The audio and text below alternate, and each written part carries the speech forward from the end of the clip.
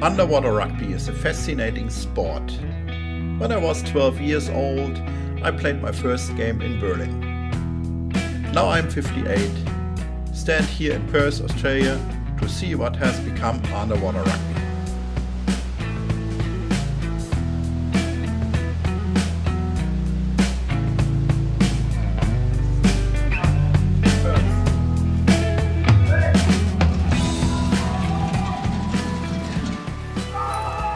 Hello everybody, my name is Vinay. I'm from Berlin and I'm here on the Australian Nationals to make some interviews and look for fantastic games.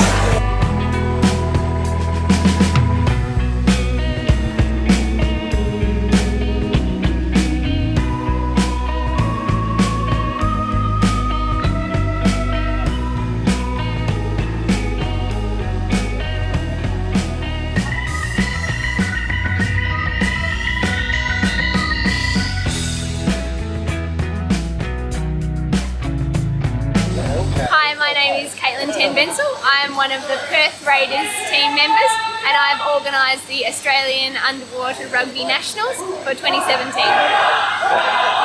How long do you play on underwater rugby? I played underwater rugby for about 3 years, so I started just before the World Cup in Carling and I was on the team, the women's team for Australia, our first team. What kind of problems you have to organise this tournament, because there are long distances for the teams? Cost is a huge problem for us. We're very few players because the sport is so new. We've only got about 100 players who want to play at a state at this level at nationals, and they're 4,000 kilometres apart. So cost in terms of airfares is very expensive, and also in terms of hiring the pools. At the moment in Australia there's a lot of concern about apnea and underwater activities, and they're trying to ban, and it's a problem with underwater hockey as well. So that was a real difficulty, getting the pool to agree to host us. But we got it in the end. But we only have, this is the only pool in all of WA that is 5 metres. So all the other pools are not appropriate, and we don't have any pools that have walls. It's very difficult. No one builds pools to the underwater rugby specifications. Do you have any support from outside of the underwater rugby scene? Not really. We have pretty much self-funded everything. We're quite amateur in terms of our preparation. It's very social. We rely heavily on volunteers. We don't have any money coming in. We don't have any external organisations that want to give us a lot of support, because we are so small, and it's not, in their eyes, it's not a great advertising opportunity. And so since last Nationals, the committee has actually appointed a media manager, and we're becoming incorporated so that we can access those kind of opportunities. Yeah. How many money do we have pay for this pool? So I think the pool costs for 3 days was $5,700. So, and that was including, so we had to pay for the pool, the warm-up area, cleaning, an extra lifeguard, and all the facilities in terms of like benches and tables and all that kind of stuff. And we also covered all the players' entry costs, so that they can get in for free. Very fine. Thank you.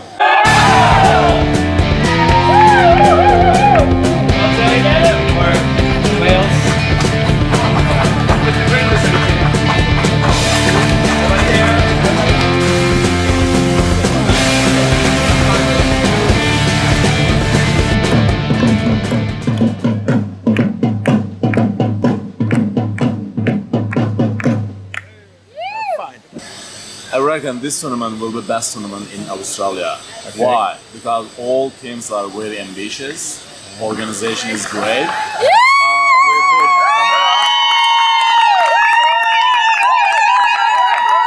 And then we are going to be champions.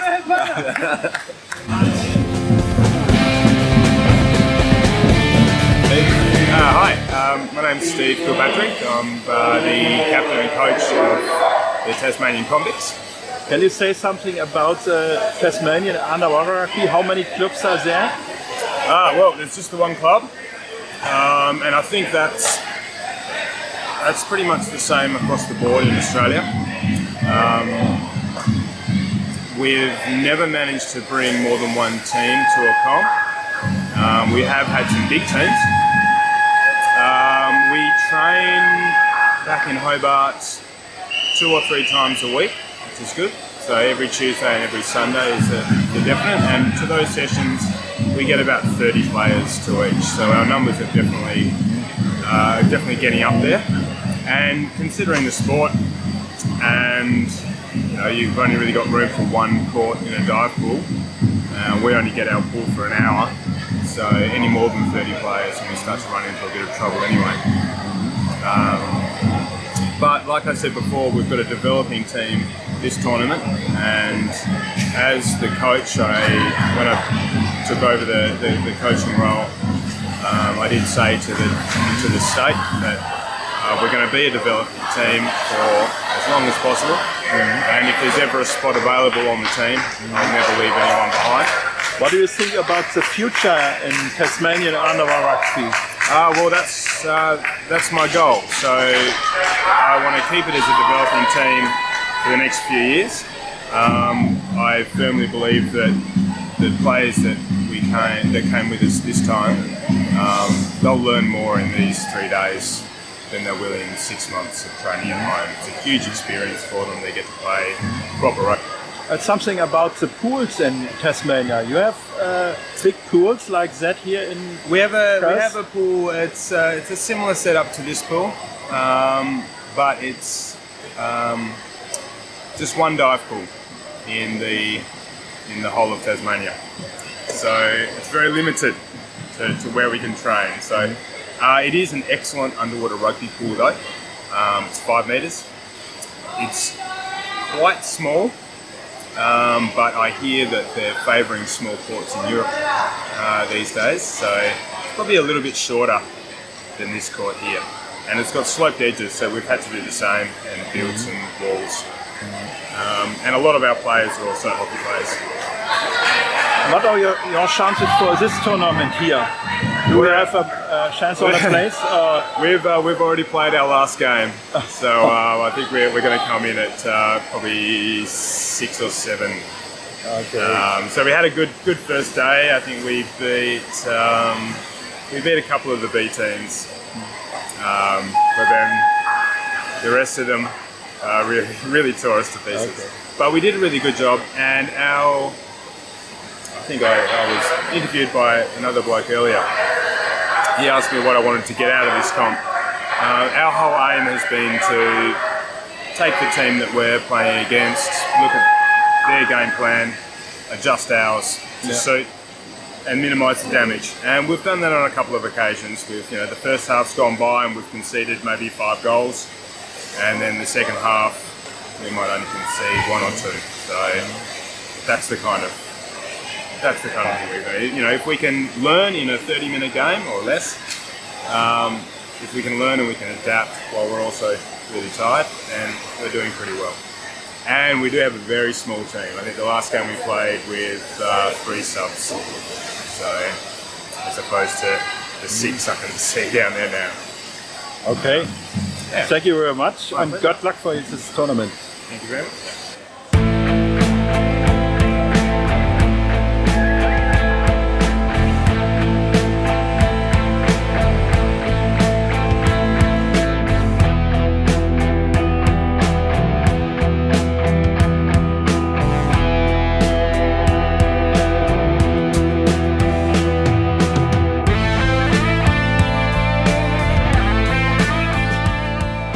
My name is Bobby, and I play for the Canberra Underdogs, the underwater rugby team in Canberra, Australia.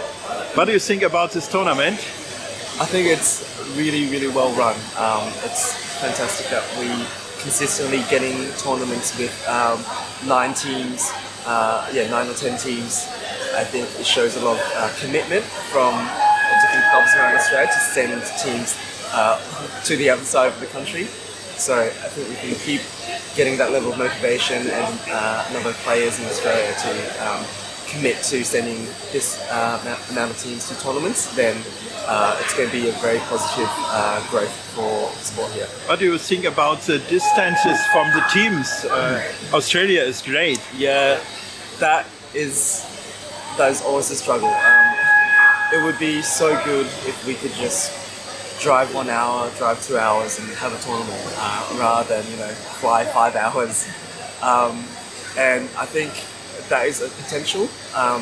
The next potential for the sport to develop further is when we start having more than just one team in a city. It would be great if Sydney has 2 teams or 3 teams, and Canberra has 2 teams, and all the other states to have more than just one team, so that we can have a lot more regional tournaments. And I think the level of play and the competition will develop a lot faster when that happens. Comment? Oh, are we going to win this tournament? Yeah. Well, we're definitely doing a lot better than we did yesterday. I think we're out of the contention for the gold medal already, but we're definitely got a few more games that we can win, and we intend to win them. Thank you, Bobby.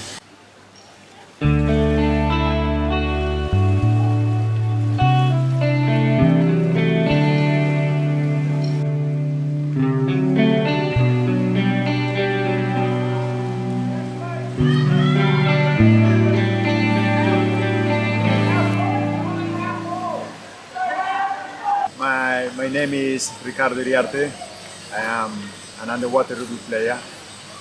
I play underwater rugby in Australia, and the influence of Colombians in underwater rugby in Australia is massive. I think that now we have 7 teams, maybe 3 or 4 of them we have Colombians. And of course, Colombia, we play a lot of underwater rugby. We have that kind of washing machine style. And yeah, here in Australia you can find that many players, many Australian players, they are taking some kind of skills from the Colombian ones.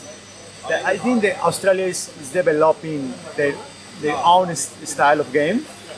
And of course, I think Colombians, we are after Australians, we are the second country with more players playing underwater rugby here. I came here to study, and now I'm working here. Yeah, I'm working. What is the job? I'm a civil engineer. What? I'm a civil engineer, Okay. and I'm working in a construction company. My family, they are Colombians, and I was born in Colombia, but like 20 years ago I moved to Spain, and now they live in Spain. Yeah, I'm by myself here. You get your family to Australia? Or? Yeah, that's the plan. That's the plan. Fine. Yeah, next year I would like to bring them. Thank you. Thank you, Greedy.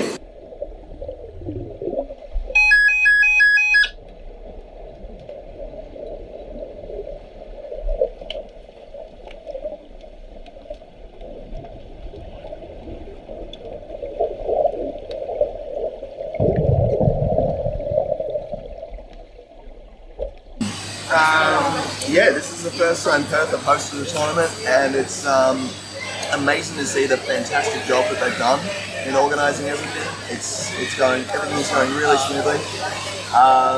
The teams are having a great time. Yeah, we're having an awesome time just playing against each other. You as a favorite?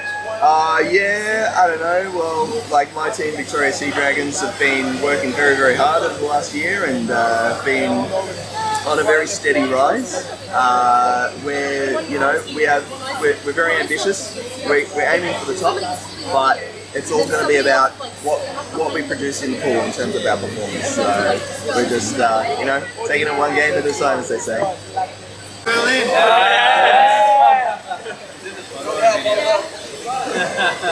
Hey Germany, what's up? You get this? You play in New South Wales? Yes, New South Wales, the B team. What do you think about the underwater rugby? It's insane. I only just started this year. How many women you are on your team? like 6 or 7 that come like almost every session, and a few more that we see every couple of weeks. And there's 5 of us in Perth this weekend.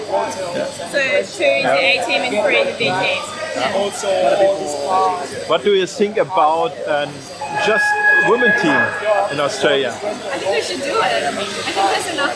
There's several clubs are doing that, or starting the women's team, because there's talk about, we had a women's training camp in January. There's talk about starting to organize a women's tournament. Yeah.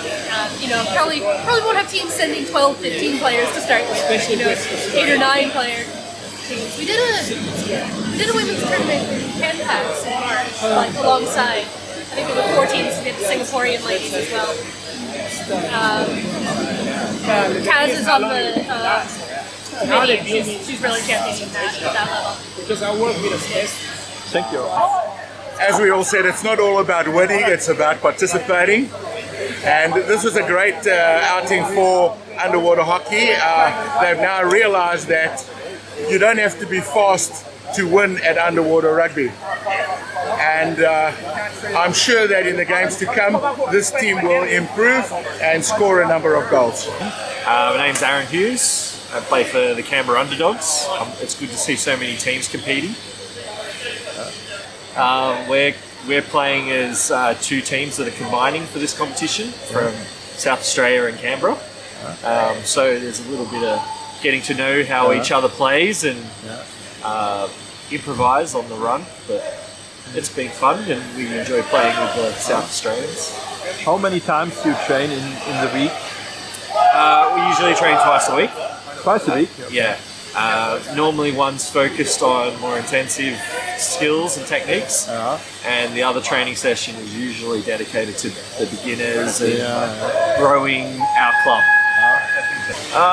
We usually have around about a bit over, somewhere between 20-25 regular players who come on and off. However, we've just run some introduction sessions where we sold out. And on and off? Is it a lot of students? Not so much, no. Canberra isn't a big area for students. A lot of people move there to work in the public service for the Australian government. So a lot of people move to Canberra not knowing anybody and like to join our club. And we've got a very social club. We like to do more than just play rugby. It's for rugby, but we like to do other things on the side as well. So we'll go seal diving or free diving, or we go canyoning sometimes, hiking, and generally anything outdoor related. So, thank you very much. No worries.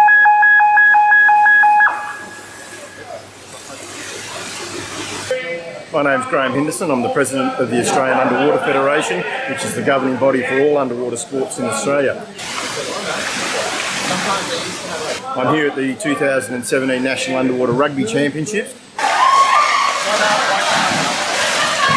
It's a growing sport in Australia and growing very fast. So I think as the President of the organisation, I should be down here where the grassroots members are, promoting their sport and making sure that it grows at a great accelerated pace. The bottom teams together and electing the referees. Yes.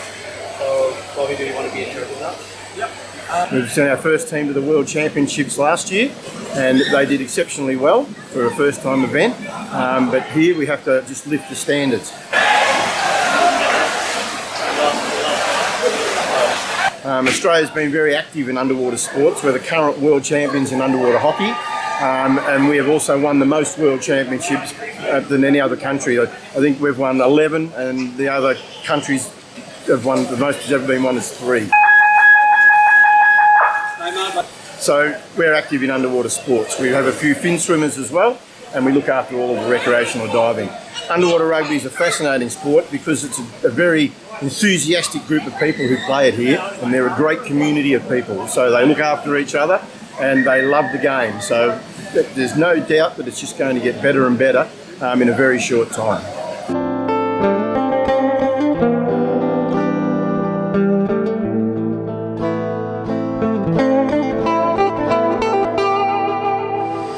name's Kesmira Bashar. I play for the Victoria Sea Dragon team, which is a team in Melbourne, Victoria, and I play forward. And I've been playing for about 7 months now.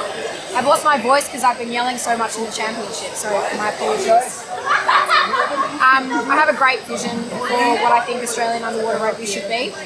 I think that we're an incredible country and our country is obsessed with sports. That's what we love. We love sport. We all play sport from when we're tiny until now. You know, some of our players are in their 30s and 40s. So sport's a really, really big deal for us. And I believe that we have incredibly fast swimmers. We have big people. We're all built big.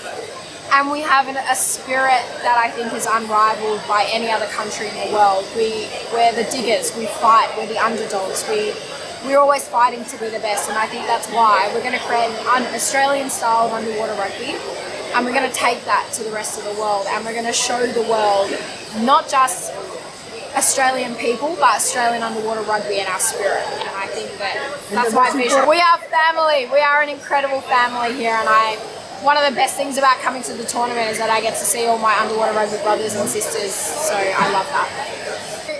Underwater rugby hasn't really hit the media yet. There's been a couple of little news stories, newspaper articles, maybe a couple of minute documentary piece, but I think that it will grow, and I think that I hope that I'm the person to take it there. Currently there's been a documentary filmed in Australia about our Melbourne team, and in particular our coach Jensen, who was just elected as the national team coach for Australia. And I think that he's really going to raise the profile of our playing. And I think that I could really raise the profile of our advertising and our presence in the media. I think it's important that we have presence in Australian media, but I think it's also really important that we have a media presence overseas as well. Melbourne are going to win for sure. I think that they've got a couple of really tough games ahead. But I believe that they're working so hard. We do 2 hours of training 3 times a week, and then the times that we're not training, we're in the gym, we're doing CrossFit, we're doing outside training, we're swimming. So I believe that not only will they win, but I believe that they deserve to win. I think they train harder than any other team in Australia, and they deserve it.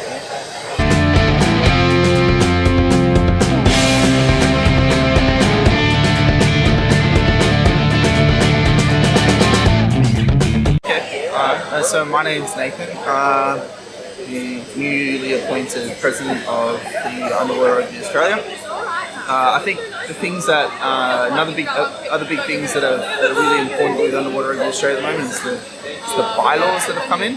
So this is literally the first step of us becoming an incorporated body.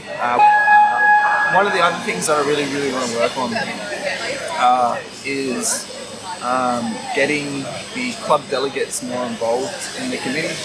So I think that's the missing link at the moment between the club players and the committee is the club delegates. So we need to include them more and really push that. So that's going to be sort of one of my biggest focus. Another thing that I really want to sort of push for this next year is to have a vision within the future. So maybe if that's a 2020 vision, so we can say to ourselves, where do we want to be in 3 years' time? A clear vision of what we want and where we want to be. Then we can start talking. We can start planning an execution for that goal. And if that's talking to other associations to find out how they're doing things, and that's going to come. It's going to come back to getting those committee members, those club delegates, really involved to sort of really contribute to that. What do you think about the World Championship in Australia? I think it would be really awesome. I know there is. We have the facilities to do it.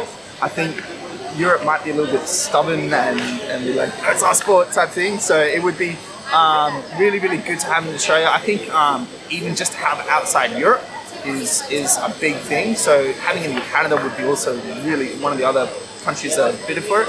Would be really cool as well. Canada. But having it in Sydney would be great. It would give the opportunity for the European countries to see how much the sport has grown outside of Europe. something private? What is your job? I work in IT, so I'm an engineer.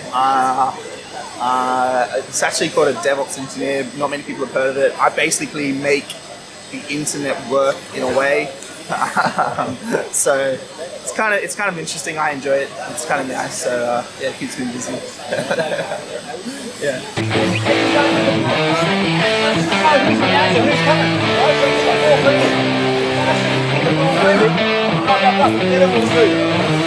I'm Nelson Fernandez from Venezuela.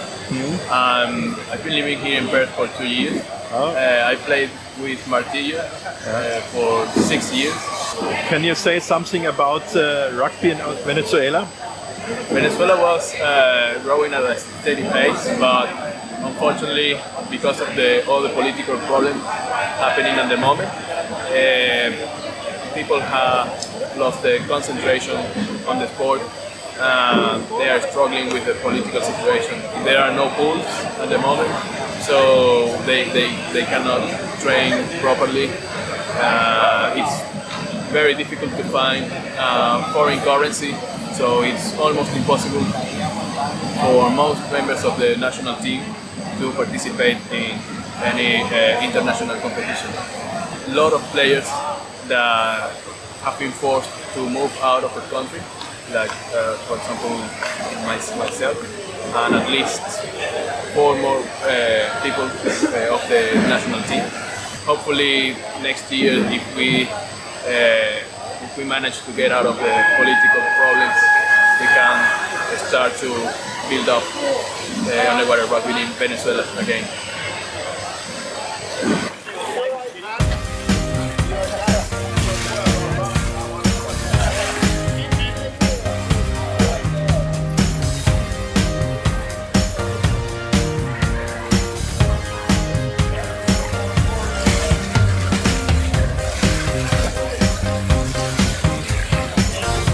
How do you feel?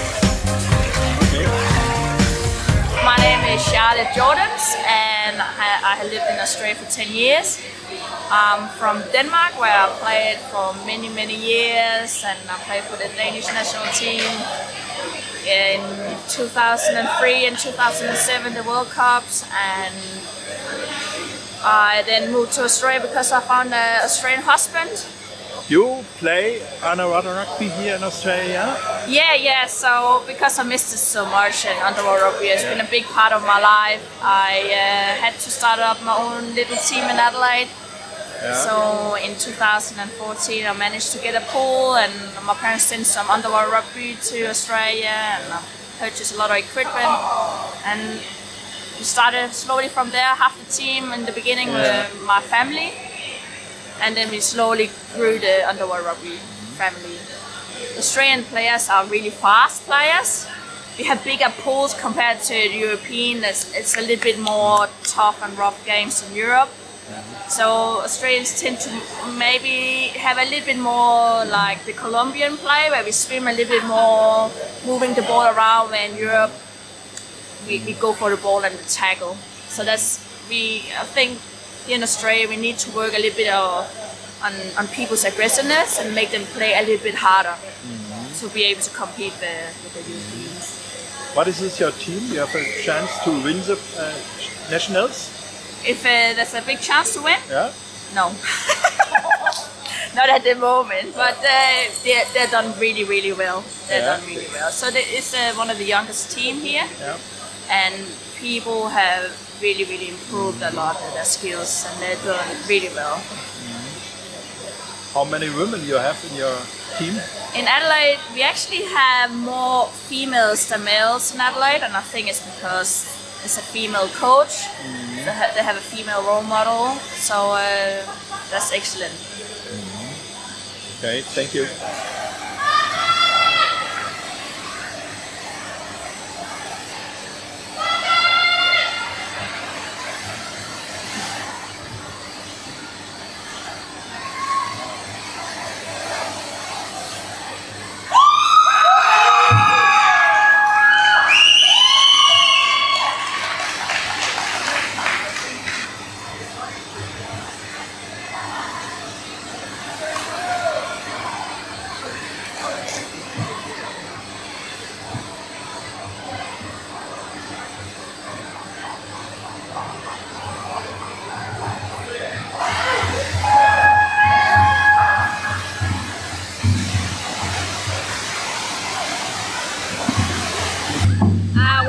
underwater rugby. What is your position do you play? Back.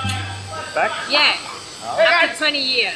20 years. Very good. After 20 years. You are from? Colombia. From Colombia? Yeah, I used to play 20 years ago. Okay. Then I became a mom. And now I've been playing for the last 1.5 years, and this guy has been like, oh my god. Yeah. Thanks. Okay, Look at that. fine. Something more? Good. You're from Colombia too? Colombia. Ah. Yay. Did I say something? You can ask everything, Coco. Yeah.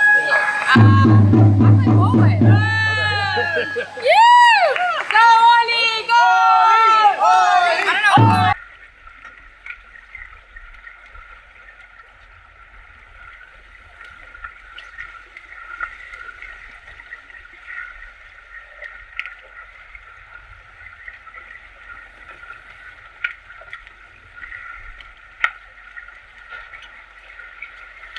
I'm Angus Lavin. I'm the captain of the Victorian Sea Dragons A team. We came third today, so out of the whole round robin, we now have to play the second team, which we're looking forward to. It'll be the Queensland team. We played really well in that match. We were really organised, passing to each other really well.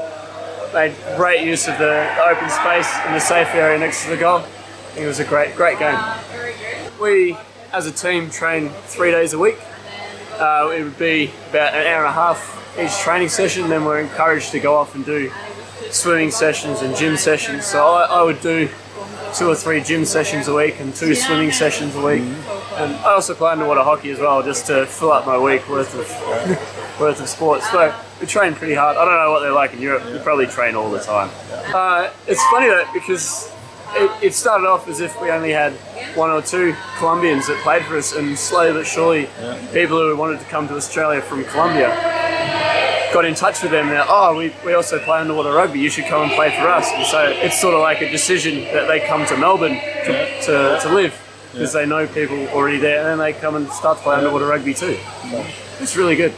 There's a lot of influences from Colombia. Yeah, you'll notice that a lot of our players, the Colombian style of passing around until it's safe and then we go in.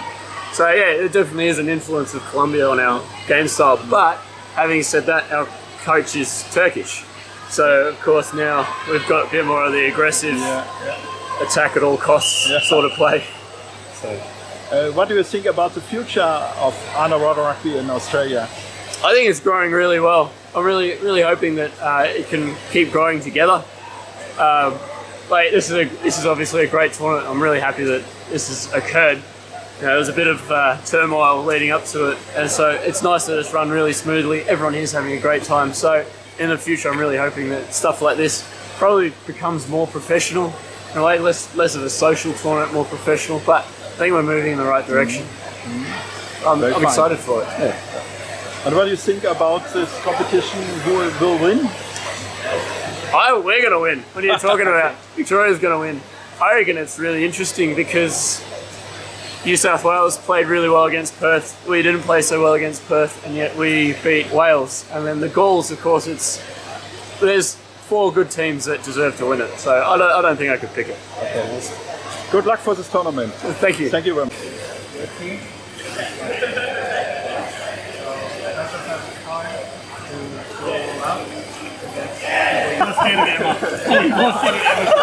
Get it around, break their defense, and get the goals.